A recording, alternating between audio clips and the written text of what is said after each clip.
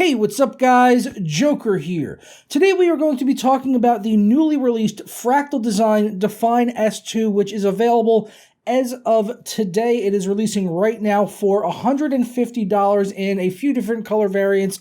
Of course, if you want links, I will have them down in the description below if you want to check those out. The version that I am taking a look at is the blackout version, which is very similar to the black one.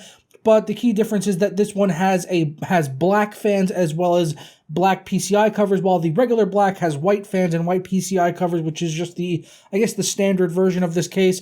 But it is also available in gunmetal as well as white, and all the variants this time around are using tempered glass. So if you do want to check them out, all the links are going to be down below, and we're going to kind of talk about my build experience here with this case. As I was actually doing a rebuild of sorts. If you remember, a couple years ago, I actually had upgraded my brother's PC. Well, we upgraded it once again here, switching it over to this new case because his old case had gotten really dusty after not being cleaned for almost 2 years. I had posted some pictures over on social media of how bad his original case had gotten, which was one of the deep cool cases. I can't remember the exact make and model of it right now, but it was like one of their Helix cases with like the included 360 millimeter water cooler and all that, which was a fine chassis, but it just ended up getting really dusty after not being cleaned for 2 years. So we switched him over to a new case, upgraded his CPU from an FX 8320 to the Ryzen 5 2400G, which, believe it or not, is a little bit faster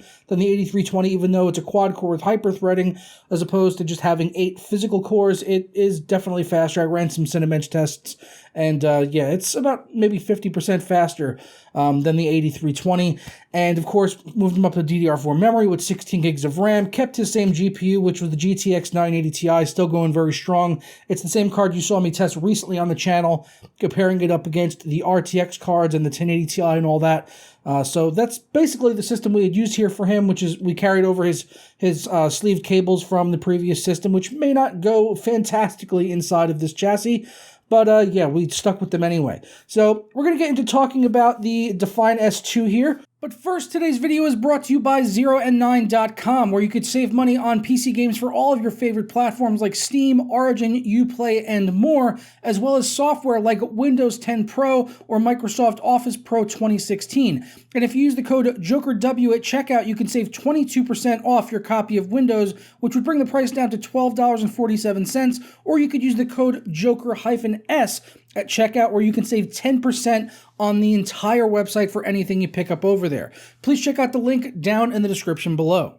If you remember the original Define S, it came out a few years ago, and it was really geared towards water cooling, and it stuck with the typical design that Fractal Design is known for, that minimalist look. I mean, on the outside, without really paying close attention to it, you might have just assumed it was a Define R5, because they have a very typical aesthetic that they go for with all of their chassis. But the Define S series has been known for really focusing on water cooling support, including things on the interior like reservoir mounting and all of that, and a bunch of other features for water cooling, which we're going to talk about here.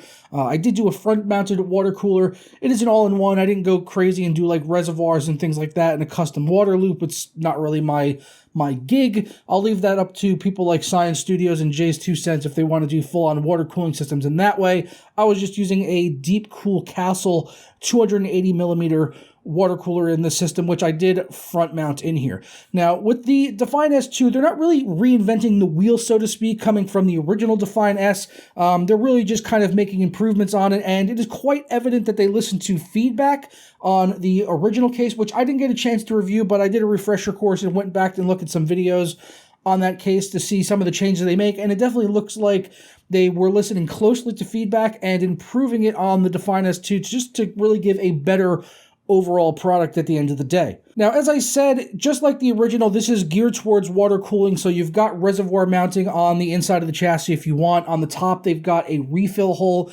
as well as pre-drilled pump mounts, so you don't need to do any drilling or anything like that, and you can fit a wide variety of radiators in this thing. Up on top, you could do a full 420 millimeter radiator if you want to. On the front side, you could do a 360 millimeter rad, and on the rear, you could do a 120 millimeter if you wanted to go ahead and go that route. And I do like on the top this time that they went with a single solid moduvent cover rather than having the 3 compartment one, so if you want, you could just pop it off very easily. Instead of having to pop them out individually, they just have a button on the back side of the case. You just push that in and it ejects the top and it comes right off. It's got a built-in dust filter on there, which you can actually remove and then install that just by itself, which is really nice, so that if you did want to do a top-mounted radiator, you're going to be covered up there, no pun intended, with a full-length dust filter for your top radiator. Or if you wanted to just have additional airflow and mount some fans up there, of course,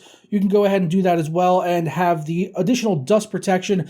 But if you want, you could just leave the solid top on, which I decided to do to help improve with silence in the case. And yeah, that's just really the look that I personally prefer for it. But yeah, you got the options there if you want to go ahead and do any sort of top mounting solutions. The front of the case features an anodized aluminum front, which is really nice to look at, but just be careful if you are handling this thing, because it can be quite the fingerprint magnet if you're going around and handling it and touching it a lot and stuff like that. So just be careful handling it so it doesn't look too ugly at the end of the day. And those fingerprints can be kind of hard to clean off of aluminum like this. So yeah, as I said, just be cautious if you want to keep the thing looking nice.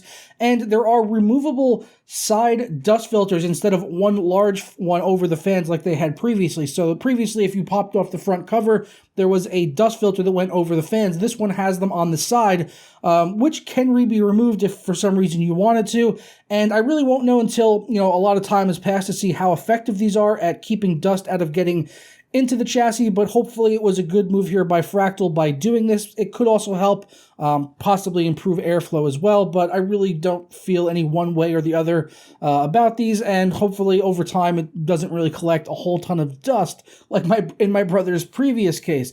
There is a full-length dust filter on the bottom this time around, which you can remove from the front, which makes it a hell of a lot more convenient. You can just go ahead and slide it out and put it back in for easy cleaning. Previously, they just had one that covered the power supply shroud, so having the full-length dust filter is definitely nice, especially if you wanted to do a bottom-mounted radiator or something along those lines.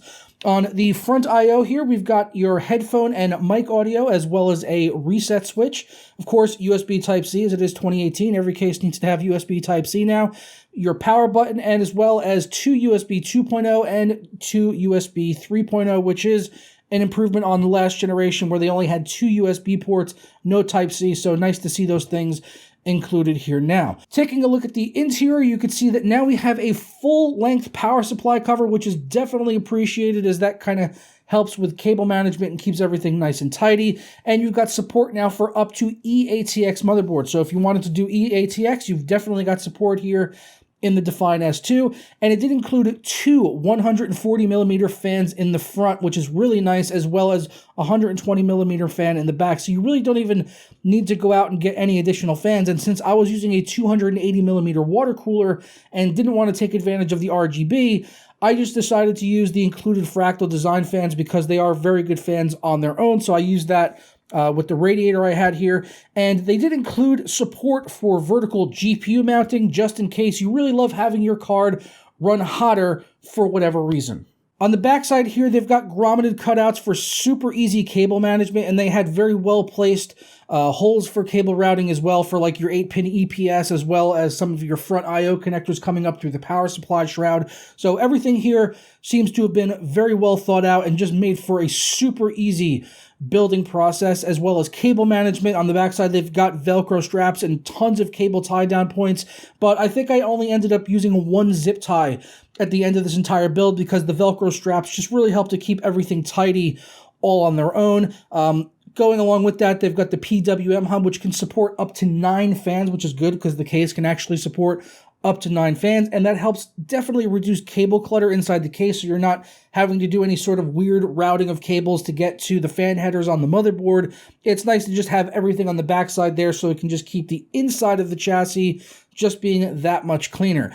And I really like that they did these HDD cages on the backside. Now, you could do mechanical drives or SSDs inside of these cages if you wanted, but it's nice that they actually include these. Previously, it just left for an exposed mechanical hard drive, and now they've got the cages there, which makes mounting very easy, and I think it looks nice aesthetically if you are the type of weirdo that likes staring at the inside of your chassis rear side. No pun. I didn't mean to say. Let's just go back a step. I like the hard drive covers. And also on the backside, on the motherboard tray, you've got mounting for 2 SSDs, which can be installed there, or you can actually install those on the power supply shroud, as they've got mounting parts there for SSDs as well, but you'll need to take the SSD mounts from the back and move them up to the front, or possibly order more if that's something you wanted to do. But I just used the 2 here, threw an extra 1 terabyte drive into my brother's system. If you remember, I mentioned that in the SSD video yesterday about how cheap SSDs are right now. If you want to go back and check out that video and see the insane prices they have right now on 1 terabyte SSDs, it's pretty crazy, which is why I went out and picked him up an 860 EVO Samsung drive for only $150, which is just BANANAS. I think I spelled that right. Bananas. All right, but that's the Define S2. Overall, very happy with the build experience in this. Super easy to cable manage and get everything in there. And of course, I was only doing a front-mounted water cooler inside of this system, but if you want to go balls to the wall and do a full-on custom loop, you can see that has definitely been thought out here, having things like the reservoir mounting, the refill hole, pre-drilled pump mounts. All of this stuff really just begs for a custom water loop to go inside of the Define S2, and you really want to be focusing on that if you're picking up the S2 for $150. It's a little bit on the high side, for a mid-tower chassis, but they really have a certain market that this is segmented for. It's for people that want to do water cooling or take advantage. I would say the front-mounted all-in-ones as well could be a good use case for this case. So definitely pick it up if that's what you're wanting to do, if you're wanting to do water cooling. If you're not wanting to do water cooling, there's really no reason to pick this up over something like the Define R6. That would probably be the better route to go if you're just wanting to do air cooling, or you don't really care about all of these extra water cooling mounting features and everything like that. So yeah, that's definitely the way I would go if I wasn't going to do water cooling. But this is definitely here for that segment of the market, and it's something that it's needed. It's just not going to be for everyone. So let me know your thoughts down in the comments below on the Define S2 if you're going to pick one up. As I said, I definitely can give this case my seal of approval, as I loved building in it, and it's just a solid case all around. Sound dampening material, good cable routing and everything. It's pretty much close to about a perfect chassis as you could get. So I'm going to go ahead and get out of here, guys. I look forward to your comments down below as always. If you enjoyed this video or learned something new, don't forget to leave a thumbs up on it down below, and subscribe if you're not already, and I will catch you all tomorrow for another video. Ta-ra.